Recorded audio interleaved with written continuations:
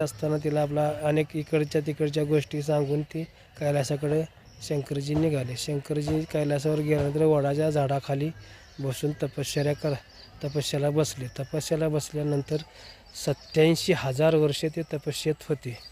ह्या कालावधीत सतीजीने ओळखले की आपला शंकरजीनं त्याग केलेला आहे आणि आता ह्या देहाशी तर आपल्याला हे काय आता आपल्या पतिपत्नीचा स्वीकार करणार नाहीत. आता ह्या देहाने काय मी ह्यांच्यापाशी ह्या देहाचा नाश झाल्याशिवाय ह्यांच्याशी पुन्हा लग्न होणार नाही असं तिच्या लक्षात आल्यानंतर ती एकदा तपश्चर्येतून शंकर बाहेर आल्यानंतर 87,000 वर्षे तपश्चर्या केली. त्या तपश्चर्येतून शंकर बाहेर आल्यानंतर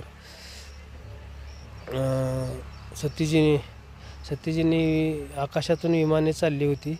दक्ष